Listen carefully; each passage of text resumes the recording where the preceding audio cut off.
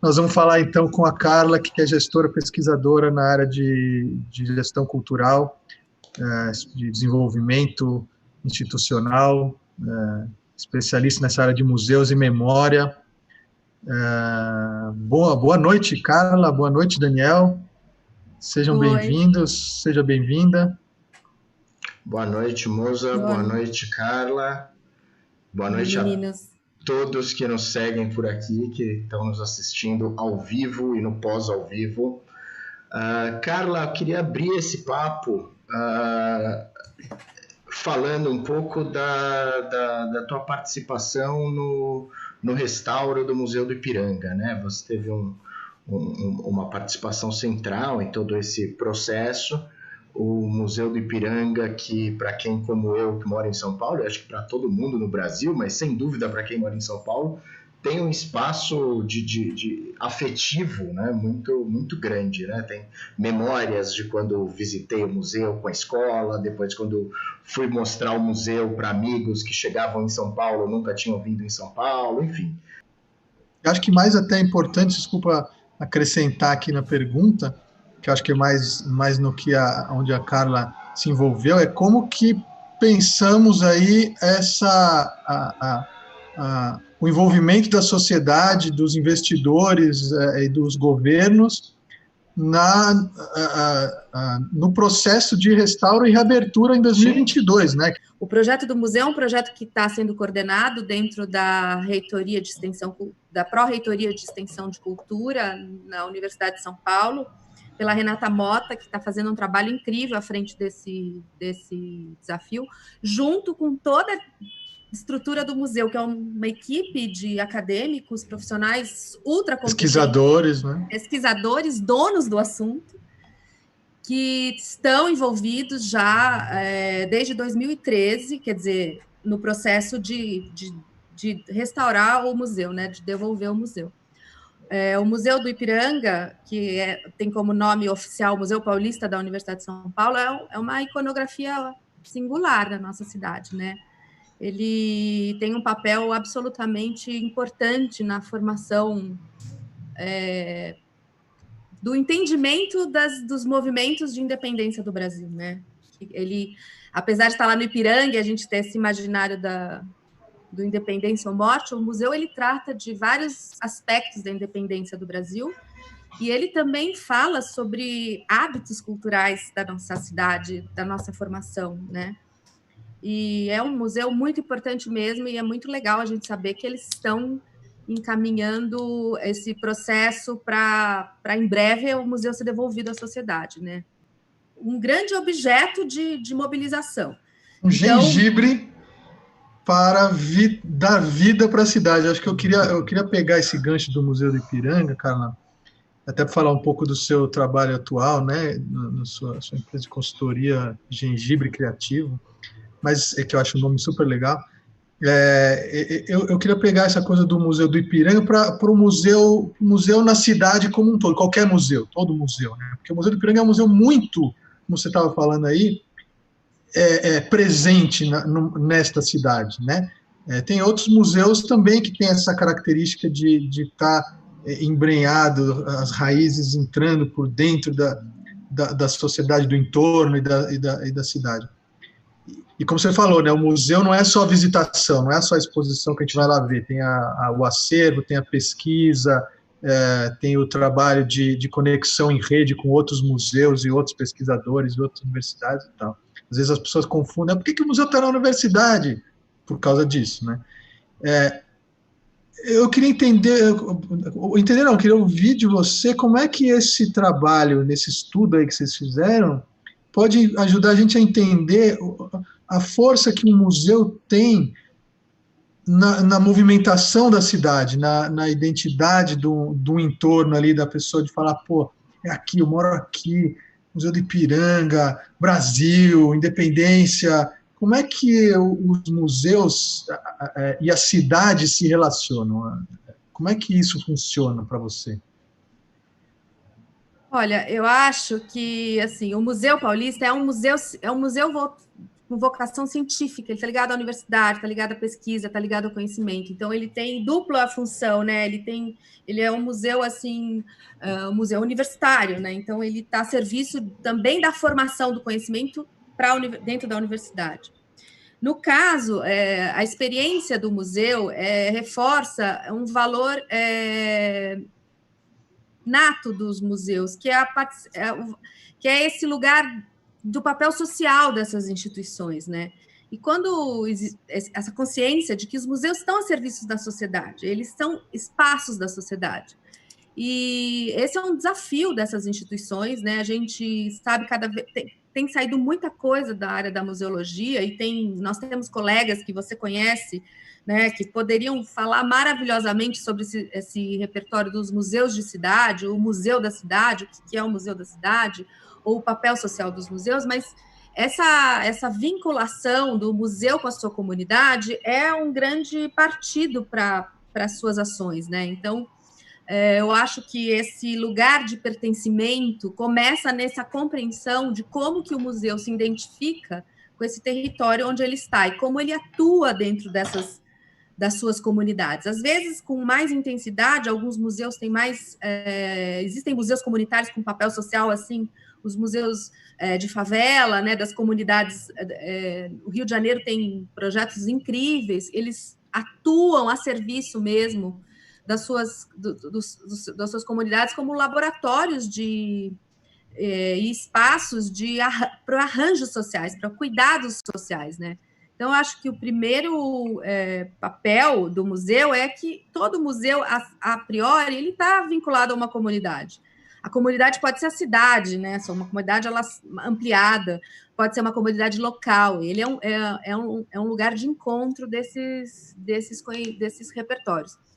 No caso, e dessa vida, né, que está no entorno dessas instituições. É claro que tem museus que têm uma missão que é amplificada, então, são grandes museus de arte, que lidam com acervos complexos, o próprio Museu Paulista, né, o Museu do Ipiranga, que está falando sobre as várias narrativas sobre a independência, as independências do Brasil, né, que a gente tem vários processos históricos, mas ele está lidando com a comunidade. Então, acho que esse é o primeiro...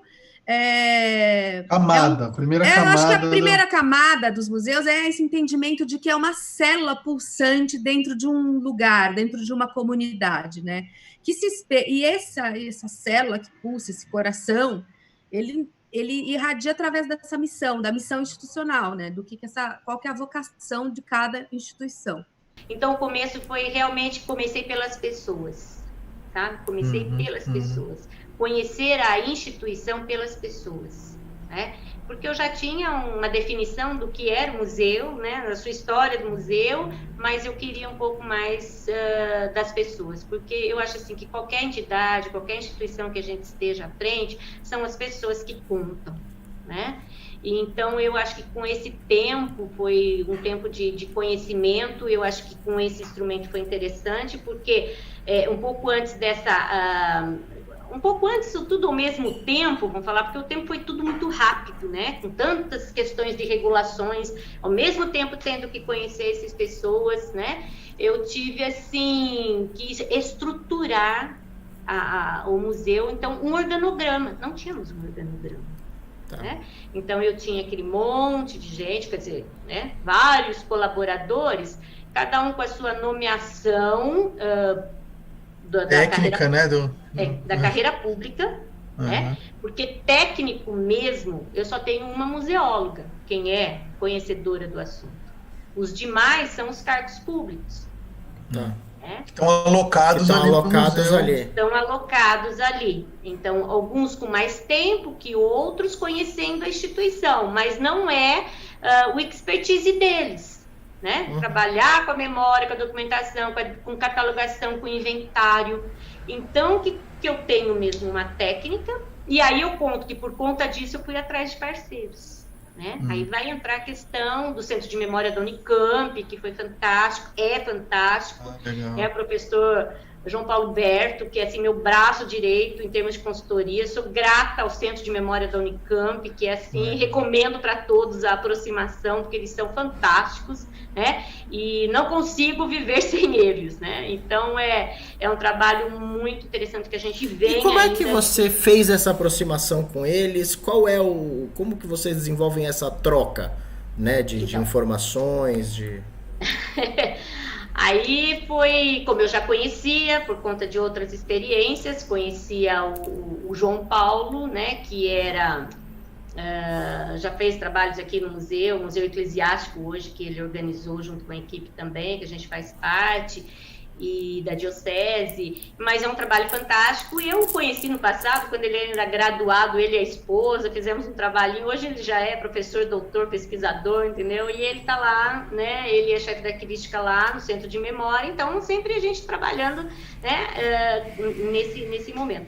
Mas, olha só, um pouco antes, né? Então, fazendo o plano museológico, existia, o meu secretário pediu que eu resgatasse o processo de municipalização, né?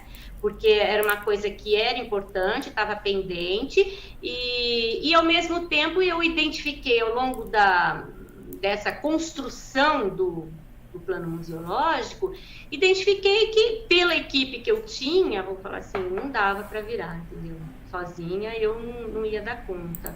E havia já, pelo próprio secretário Farid, no passado, que também conhece essa pessoa da Unicamp, que é o João, né, por conta dos trabalhos que já realizou em Limeira, havia uma vontade, ele também já havia identificado isso e foi buscar um convênio, com uma parceria com a Unicamp. Mas isso também não saía. Então, aí eu peguei, em abril que eu cheguei, eu marquei uma reunião através do João com o professor André, né, que é o André Paulino, que é o diretor hoje do Centro de Memória, uma pessoa fantástica, super parceiro, e me recebeu. E eu fui atrás, dentro da prefeitura, e falei, olha, parece que já existe um convênio aberto lá na prefeitura, que também não fechou, entendeu? Com a Unicamp, que nós temos uma unidade de um campus aqui, né, da Unicamp também, que é a FCA, enfim, estava lá parado o negócio. Aí descobri o documento, estava parado. Ninguém sabia quem era, se era o 4, se era o 5, não sei o quê. E aí fizemos o projeto, e em abril... nós, conversando ainda com o meu secretário, falou, não, vamos fechar isso tudo, e aí fui atrás de movimentar esse trâmite todo, né? Agora, veja só, por conta dessa aproximação, dessa amizade, da parceria de trabalhos que a gente sempre fez junto, né? Tanto o João lá com a Unicamp, eles foram aos poucos já, e João foi dando por amizade, vamos falar assim, esse trabalho já com a gente, porque levou um ano para ser formalizado o convênio, formalizado oficialmente, assinatura do reitor com o prefeito, depois o diretor com o meu secretário, do convênio e de cooperação e o plano de trabalho. Tá. Né? Levou um ano, foi que eu recebi agora, foi dia 7 de maio, depois veio ainda a pandemia, não sei o que, foi atrasando, os conselhos universitários não se reuniam e tal, e a coisa tramitando, então, é assim, a gente, né? E nesse meio tempo, então, eu até tive a colaboração voluntária, né? Vamos falar assim, por isso sou muito grata nisso, porque o trabalho não parou, porque eu falei, eu tenho 2 anos para, né? Para entregar esse projeto, assim, bem organizado, né? Minimamente... né? Andando, né? Exatamente. Entregar ele andando. Consolidado, assim, tal, firme para que outros que venham. Afinal de contas, eu acho que quando a gente está à frente de uma gestão, assim, de uma entidade, estamos de passagem. Estamos de passagem. O museu não é meu, o museu é de todo mundo, né? É uma coisa pública, é da cidade, é do cidadão, né? E eu quero, assim como eu gostaria de ter recebido ele, vamos falar assim, muito redondinho e sabe, criar milhares de coisas, eu quero entregar isso muito redondo para que outros façam isso com a paixão com que a gente faz, né? E com, vamos falar, com a qualidade que merece ser feito. E não só municipalizou um acervo, mas você teve que juntar vários acervos, né? Sim, Conta um pouco sim, mas para juntar que acervo que é hoje? Hoje você Então. tem de Cavalcante a móvel de família. Como que junta isso? Aí, porque olha só, essa municipalização, para o município receber esse acervo do Estado, ele tinha que criar um museu.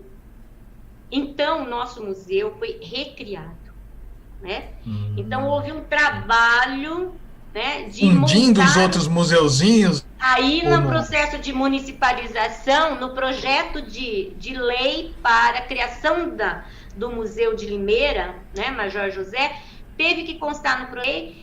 Fui buscar todos os históricos dos antigos museus criados, todos tinham portarias, todos criados, e aí a gente montou no projeto de lei, considerando que o museu tal, lei número tal, lei tal, número tal, o museu da imagem do som, número tal, tá, né? Todos eles e seus acervos passam a ser incorporados pelo Museu Major José Levi Sobrinho. Certo? Então, em 5 de julho do ano passado, nós criamos o Museu Major José. Eu tirei o histórico pedagógico, com todo respeito à política e tal. Eu falei, gente, mas eu preciso fazer do É uma velho... coisa datada, né? Daquela época. Não é... eu só não podia mexer no nome, com todo respeito à memória e à história de uma personalidade da cidade. Eu não chegaria a esse ponto de mexer, né, na história e na construção da própria história do museu, né? Então, mas consideraram, né? Considerou, mas vocês consideraram isso, né? Porque às vezes, como marca, é mais legal chamar Museu de Limeira do que Museu Major José Levi Sobrinho. Por isso que a gente está no projeto agora porque, olha, no Instagram a gente está assim, como Museu de Limeira, entendeu? E agora acabei de criar um slogan junto com o João, tipo assim, Museu Major José Levi Sobrinho, MMJ, presente e futuro, sabe? Museu de Limeira, né? Eu mudei o MMJ, pois Museu de Limeira, presente e futuro, para mostrar tudo que a gente está fazendo hoje e pretende fazer no futuro, né? Porque a história já está lá registrada, já contou, e o que é... Mas isso como você falou, é o terceiro bloco, depois a gente vai...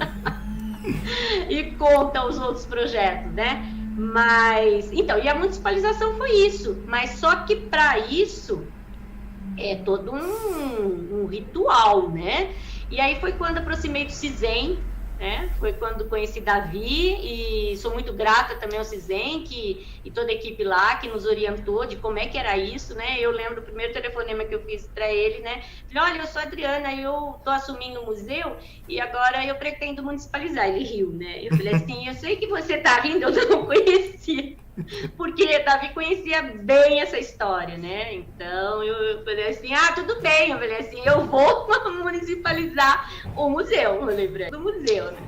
E aí a gente fez uma parceria, uma amizade muito, muito legal, né? E eu sou grata a eles também.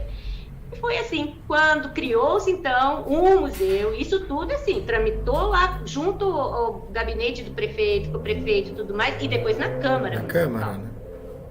Aí a criação de um museu e todos os vereadores entenderem por quê, porque Limeira já tinha um museu.